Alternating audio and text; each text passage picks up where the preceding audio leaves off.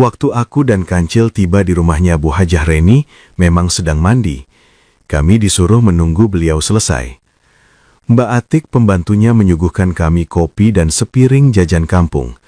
Aku dan Kancil menikmatinya di teras depan. Baru saja jajan di tangan aku gigit, Kancil nyeletuk.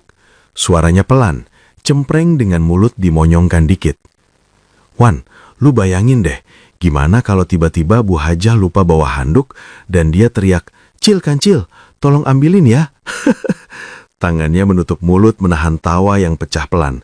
Tubuhnya berguncang sambil menepuk lengan kursi kayu. Kamto Jatmiko alias Kancil, dengar ya, otakmu tuh harus dicuci. Pagi-pagi udah ngeres saja pikiranmu, balasku. Aku berkata seolah bijak sekali. Tapi saat mata kami bertemu dan Kancil makin tak kuasa ketawa, tawa kami pun pecah. Kancil itu sahabatku dari SD. Sampai usia 20 tahunan saat ini, kami tetap bersahabat dan merasa senasib setelah lulus SMK. Sama-sama jadi tukang bangunan, sama-sama jomblo, dan sama-sama hidup dalam keterbatasan ekonomi di desa asal kami. Tapi begitulah Kancil. Dipanggil Kancil karena perawakannya kecil dan lincah, tapi otaknya bisa menjelajah kemana saja. Meski di desa, kalau bicara selalu "lu gue" kayaknya anak muda di ibu kota Jakarta. Gayanya selangit, walau kantong kempes. "Gue tuan, wah, kalau saja bisa semalam dengan wanita seperti Bu Hajah, bayar 1 juta pun gue mau." Ngomongnya gede, 1 juta. Padahal untuk ngopi dan rokok saja, ia masih sering ngutang di warung milik Bude Lastri. Tapi jujur saja, walau ucapan Kancil itu terkesan lancang dan kurang sopan, aku sendiri juga mulai berimajinasi yang sama. Bu Hajah Reni, wanita berusia 40-an, janda dari mendiang Haji Salim yang lebih dikenal dengan sapaan Juragan Salim Gendut. Semenjak Juragan meninggal karena serangan jantung, sudah 5 tahun ini Bu Hajah Reni hidup sendiri di rumah mewah. Sehari-hari hanya ditemani Mbak Atik, pembantunya, dan Mas Karyo, suami dari Mbak Atik, yang membantu ngurus rumah. Wajah Bu Hajah Reni cantik, mata lentik, hidung mancung, ada lesung pipi di rautnya yang oval, senyumnya meneduhkan. Walau sudah kepala 4, budinya masih sangat terjaga. Kulitnya kuning bersih, belum nampak sedikit pun kerutan usia. Posturnya tinggi, ramping ideal, namun ada bagian yang menonjol pada lakukannya, yang masih bisa membuat dada berdebar. Seperti kata Kancil, walau semua yang indah itu ditutupi dengan gamis dan hijab, tetap saja auranya bisa dibayangkan. "Shh, Wan, lu kok malah ngelamun? Pasti otak lu sama kayak gue ya." "Harus dicuci gara-gara ngeres." Aku mau membalas kalau pikirannya saja yang dari tadi ngeres dan perlu disapu, tapi batal karena Bu Hajah muncul. Aku terdiam. Kancil kaku. Di ambang pintu Bu Hajah Reni berdiri, senyumnya ramah seperti biasanya. Tapi ada yang beda. Pagi itu ia tak mengenakan gamis dan hijab seperti biasanya. Hanya gaun pendek warna biru langit, rambut diikat santai. Mata Kancil menyapu dari ujung rambut sampai kaki. Pandanganku terpukau dari ujung kaki sampai rambutnya dan senyumnya. Kami sama-sama melongo, kaget, terpana akan kehadiran Bu Hajah Reni, hingga tawa lirihnya terdengar menyapa kami. Kata Bu Hajah Reni, aku dan Kancil kayak tumben ketemu beliau, dan kayak sedang kesambet karena melihat hantu. Kami menjawab hampir bersamaan, salah tingkah, serba salah. Kubilang kami sudah lama menunggu untuk mulai bekerja. Bu Hajah Reni senyum manis dan bilang santai saja habiskan kopi dan jajannya dulu, baru kami melanjutkan kerjaan itu. Ya, kawan bukan fiksi, pagi itu adalah hari ketiga aku dan temanku Kamto Jatmiko alias Kancil merenovasi rumah Bu Hajah. Tak pernah kubayangkan kalau selama bekerja merenovasi dapur dan kamar mandi belakang, aku jadi punya cerita.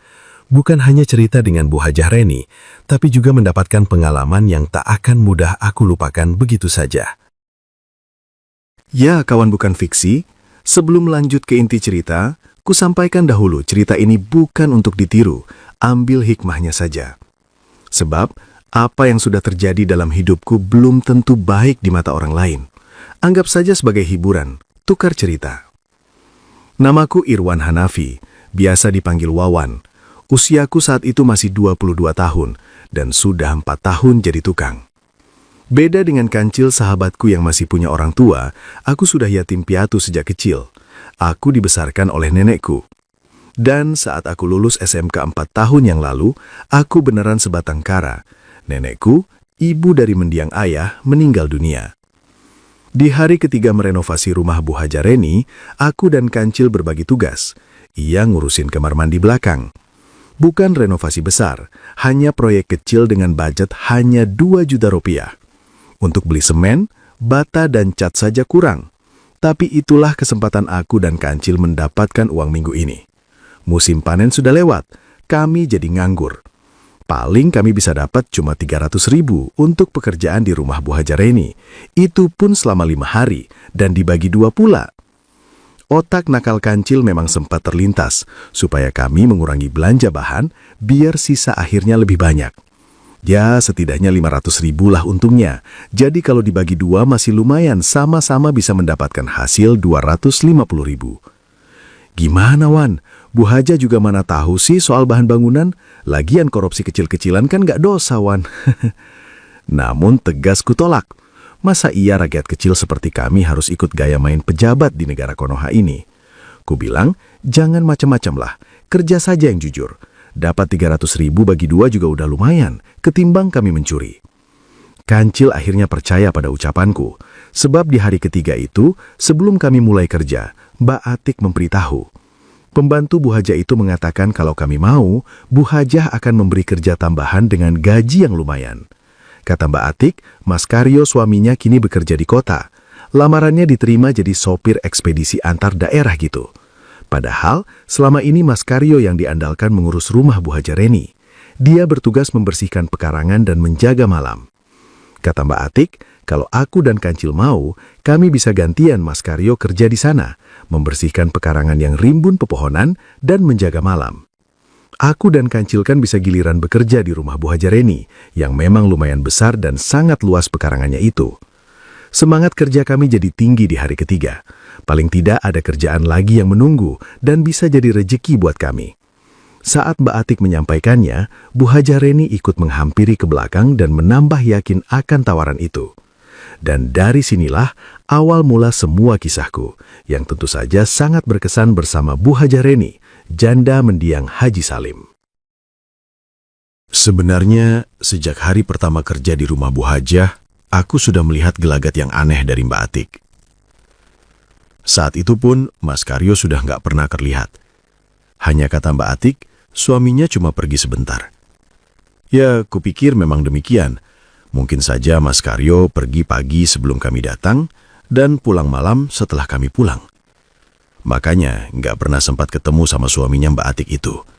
Tapi ternyata Mas Karyo sudah pindah ke kota. Sikap Mbak Atik juga beda banget. Biasanya kan seorang istri pasti sedih kalau baru ditinggal dan harus jauh dari suaminya. Mbak Atik malah sebaliknya. Kelihatan ceria, bahagia, bahkan terasa agak gimana ya saat sedang bicara sama kami.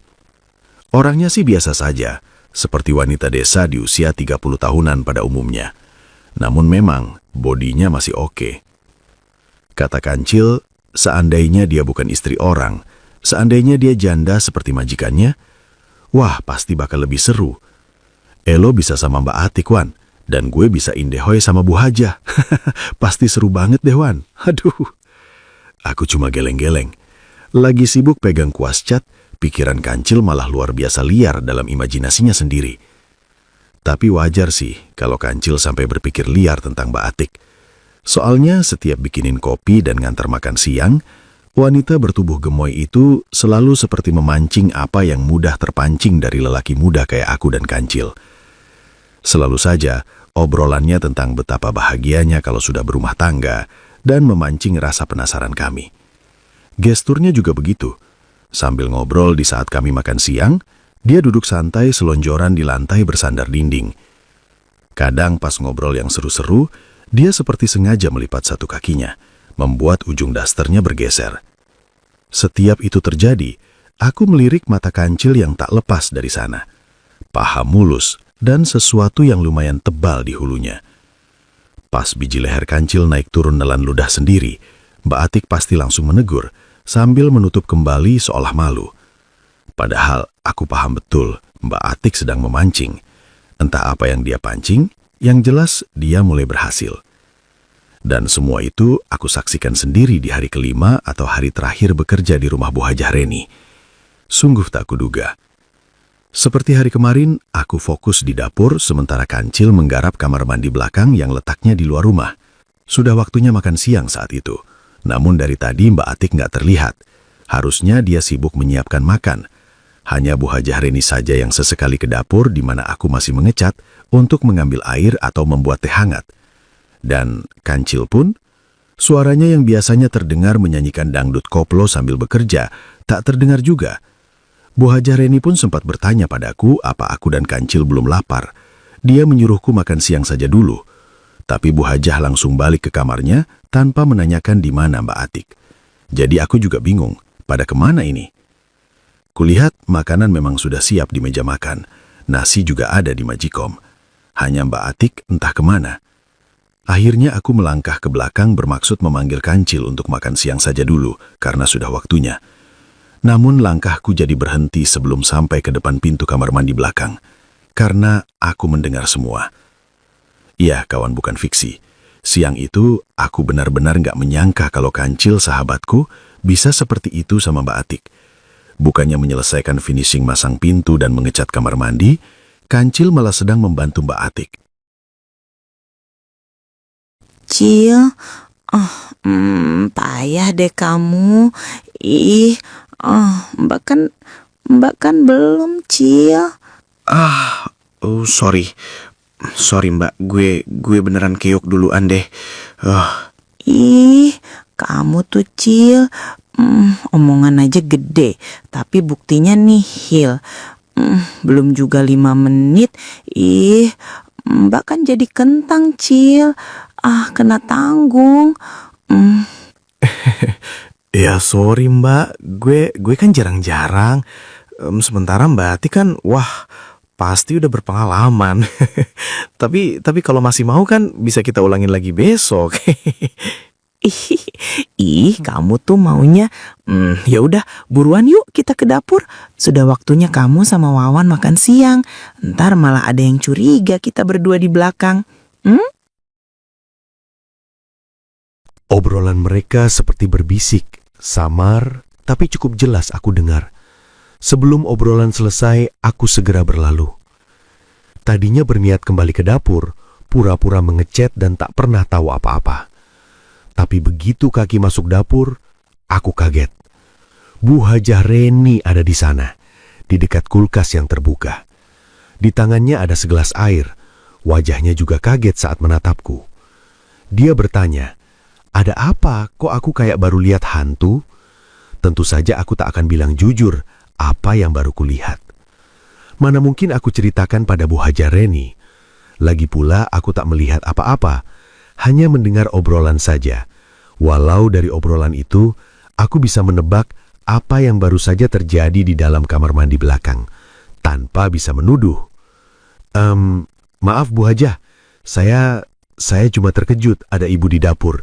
Jawabku dengan berbohong, menutupi apa yang aku tahu. Bu Hajah tersenyum. Katanya, emang dia kenapa kok aku sampai kaget gitu? Ya, aku spontan menjawab, kupikir bidadari. Aduh, mendengar ucapanku, wajah Bu Hajah Reni jadi merona. Antara malu, antara bahagia, mendengar kiasan pujian dari diriku. Kamu bisa saja, Wan. Emang nggak pantas ya ibu pakai gaun ini? Kamu nyindir ya ibu nggak pakai hijab? Bu Hajah bilang begitu, sambil tangannya turun merapihkan gaun pendeknya. Seolah gaun itu terlalu pendek, padahal tidak. Potongannya modern, namun masih sopan. Masih menutup sedikit di bawah lutut, meski betisnya yang jenjang nampak. Tidak terlampau terbuka juga, hanya kain lembut itu jatuh sempurna pada lekuk tubuhnya, menonjolkan kelebihannya. Ya, tadinya aku tak terlalu memperhatikan, sebab pikiran masih terpecah dengan apa yang aku dengar di kamar mandi belakang. Tapi karena pertanyaan Bu Hajah, apakah dia nggak pantas pakai gaun itu, aku jadi lebih memperhatikan tiap detailnya. Aku bingung, Aku gelagapan, nggak tahu mau bilang apa. Hanya bisa menggeleng dan menjawab, "Pantas kok Bu, cantik." Kamu Wan, ada-ada aja sih. Bisa aja bikin hati ibu seneng. Ya udah, kamu makan dulu ya, ibu siapin. Suasana yang sempat canggung akhirnya cair. Bu Hajah Reni meletakkan gelas di tangannya dan melangkah ke meja makan. Ia memintaku duduk dan makan siang bersamanya. Nasi disendokkan, sayur dan ikan bawal disajikan dari tangannya. Makasih Bu Hajah. Biar saya ambil sendiri saja. Saya nggak enak malah diladeni sama Bu Hajah. Santai aja Wan. Kebetulan ibu juga mau makan kok. Makan yang banyak ya, biar tenaga kamu kuat dalam bekerja. Siang itu untuk pertama kalinya aku bisa makan di meja makan bersama Bu Hajah Reni. Wanita yang anggun di usia 40-an. Seingat aku, Bu Hajah Reni pindah ke desaku di saat aku baru saja tamat SD dan masuk SMP. Satu angkatan sama Kancil. Konon, ia adalah bunga desa di kampung tetangga yang akhirnya jatuh dalam pinangan Pak Haji, Juragan Salim Gendut. Istri pertama Juragan Salim saat itu baru saja berpulang karena kanker rahim. Dan lelaki kaya berusia 60 itu menikahinya.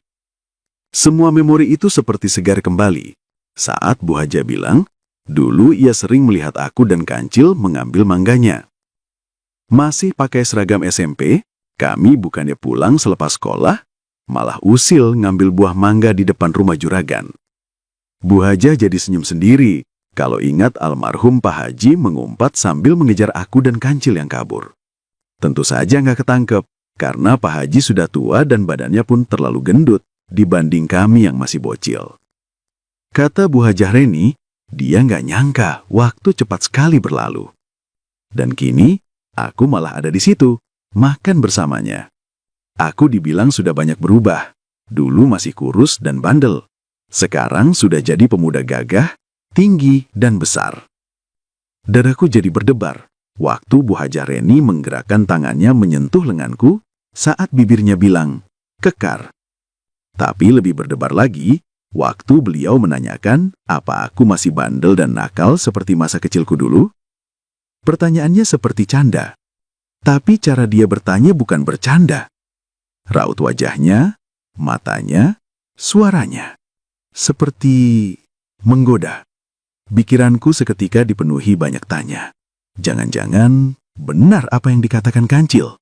Kalau Bu Hajah Reni masih suka... mana mungkin. Mana boleh aku berpikir macam-macam terhadap wanita yang lumayan dihormati di desa ini? Aku mau jawab, tapi serba salah. Aku memang gak alim-alim banget, tapi selama ini masih bisa menjaga batas. Soal bandel dan nakal tentu saja relatif. Cuma aku jadi bimbang. Mau bilang aku nggak bandel juga nggak benar. Mau mengiyakan kalau aku bisa saja bandel dan nakal, aku yang nggak punya keberanian akan kelanjutannya nanti. Apalagi aku ini kan sahabatnya Kancil. Kalau siang itu Kancil dan Mbak Atik sudah sampai seperti itu, apa itu artinya? Ya jujur sih kawan bukan fiksi, kata orang aku memang lugu. Tapi sungguh aku tidak lagi polos. Aku sudah punya pengalaman. Bukan dalam hal percintaan. Bukan dalam membina hubungan pacaran. Karena aku sama sekali nggak punya. Tapi aku juga seperti Kancil. Aku pernah jatuh dalam godaan dosa. Bukan dengan wanita seusia. Tapi dengan Bude Lastri. Semua gara-gara Kancil juga. Yang punya banyak hutang di warungnya Bude Lastri. Dia juga yang menawari Bude Lastri. Ya, nggak tahu deh. Waktu itu Kancil minta tolong aku melunasi hutangnya. Katanya cuma aku yang bisa membantunya. Please Wan, cuma lu yang bisa ngebantu gue.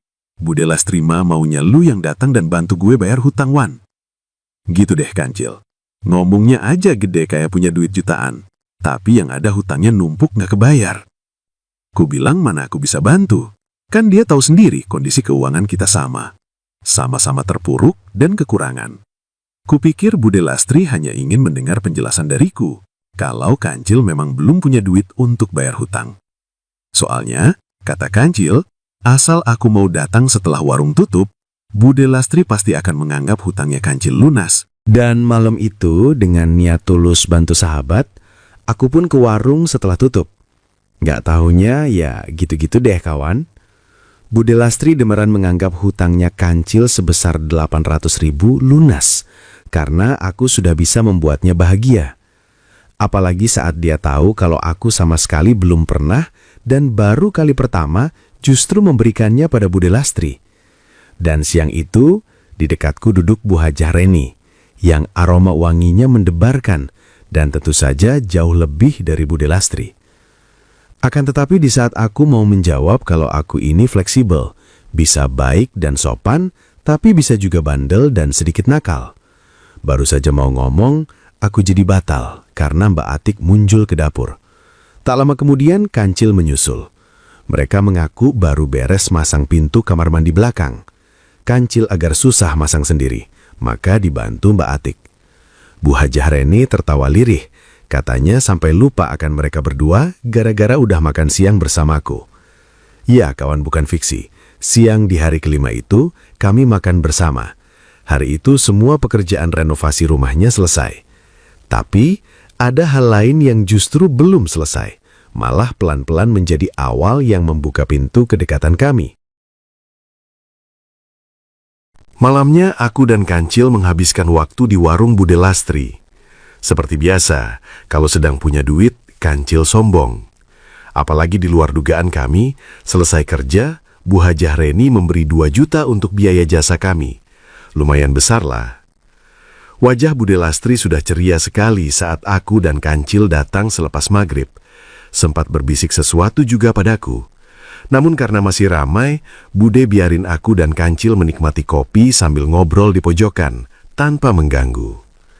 Kancil bersemangat sekali saat cerita padaku tentang Mbak Atik. Wah, anak itu seperti nggak sadar kalau itu dosa.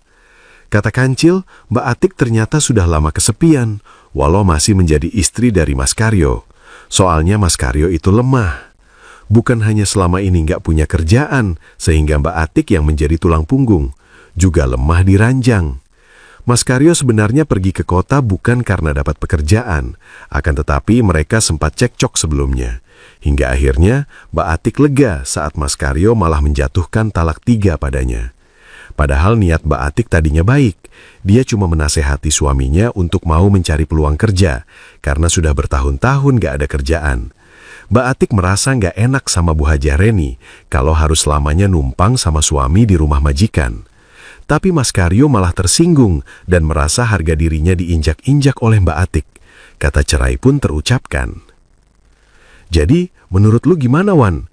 Gue nggak dosa kan karena tadi siang? Toh Mbak Atik sudah menjanda. Kancil menepuk lenganku yang bengong mendengar ceritanya. Ku jawab, aku sendiri nggak tahu, tapi kayaknya memang dosa. Walau Mbak Atik bukan istri orang lagi, namun dia kan belum sah dan resmi menjadi istri Kancil. Mana boleh itu? Cuma yang namanya Kancil selalu nggak bisa dibilangin. Katanya walaupun dosa, dia tetap punya niat baik pada Mbak Atik. Kancil mengaku dia jatuh cinta pada pembantu Bu Hajah Reni itu dan akan melamarnya untuk dinikahi biar halal. Dengan bangga, Kancil juga cerita tentang siang tadi. Katanya Mbak Atik langsung jatuh cinta karena kehebatan Kancil. Padahal aku dengar sendiri kalau Mbak Atik pun mengeluhkan kemampuan Kancil yang kurang handal seperti itu. Ya, syukur deh Cil, kalau kamu niatnya menikah, semoga dosa siang tadi bisa ditebus dengan niat baikmu, kataku. Kancil senang dengan jawabanku dan langsung memelukku. Dia pun bilang kalau dia sudah deal sama Bu Hajah Reni tentang pekerjaan tambahan buat kami. Katanya biar duit makin lancar dan dia punya kesempatan lebih dekat sama doi. Dasar Kancil, pikirannya ngeres terus. Dia bayanin kalau pas jaga malam, aku jaga di depan, sementara dia dan Mbak Atik. Kami tertawa bersama saat itu. Bude Lastri yang sedang ngitung uang dagangan jadi menoleh sambil bertanya penasaran. Singkat cerita, kawan bukan fiksi, beberapa hari kemudian aku dan Kancil pun mulai bekerja di rumah Bu Hajah Reni. Tugas kami sederhana, cuma bersihkan pekarangan depan dan belakang, nebang dan mangkas pohon yang sudah rimbun, bantu pasang gas kompor dan galon air, angkat-angkat yang berat, dan malamnya gantian jaga malam di depan gerbang. Sejak saat itu tentu saja Kancil makin dekat sama Mbak Atik, yang kini jadi pujaan hatinya. Sementara aku dan Bu Hajah, ya kawan bukan fiksi, semua mengalir begitu saja. Hingga beberapa minggu kemudian, kesempatan itu datang juga. Sudah jam 10 malam saat hujan mendadak turun. Kancil alasannya demam dan pamit mau pulang. Tapi aku tahu, bukan pulang. Soalnya aku sempat melihat Mbak Atik ngasih kode supaya Kancil beranjak ke kamar pembantu yang ada di belakang. Ketika hujannya makin deras, akhirnya aku pindah, mengunci gerbang dan duduk di beranda depan rumah mewah Bu Hajah. Saat itulah Bu Hajah Reni keluar dan memanggilku. Katanya takut kalau aku sakit karena hujan dan dingin di luar. Beliau juga bilang kalau punya fobia sama hujan di malam hari. Jadinya takut kalau sendirian saja di dalam rumahnya. Kupikir malam itu Bu Hajah Reni cuma minta ditemani ngobrol sambil minum teh dan nonton siaran televisi di dalam. Tapi nggak taunya langkahnya menarik tanganku mengikutinya ke kamarnya di lantai atas. Nggak tahu deh mau apa. Malam itu akhirnya bukan hanya Kancil sahabatku yang bisa merasakan indahnya malam di saat dingin dan hujan deras. Aku pun begitu. Bu Hajah Reni ternyata bukan hanya minta ditemani ngobrol, akan tetapi langsung saja seperti itu padaku. Beliau mengaku bahagia sekali karena sudah 5 tahun gak pernah bahagia sejak mendiang Juragan Haji Salim tiada. Makanya malam itu bukan hanya sekali aku membahagiakannya, tapi sampai beliau gak mampu lagi menerimanya. Namun setelah itu kami sama-sama sadar kalau kebahagiaan itu hanya semu dan dosa jika kami tidak menebus dengan ikatan. Tentu saja ikatan yang sah dan resmi, menikah dan membina rumah tangga sebagai suami istri yang seutuhnya. Ya, begitulah kisahku kawan, bukan fiksi. Akhirnya aku menikah dengan Bu Hajah Reni yang kini sah dan halau jadi istriku. Sementara Kancil, dia bahagia menikah dengan Mbak Atik, walau saat ini statusnya menjadi pembantu dan aku majikannya. Semoga terhibur dengan kisahku ya kawan, dan semoga bisa diambil hikmahnya. Sampai jumpa di kisah menarik lainnya ya.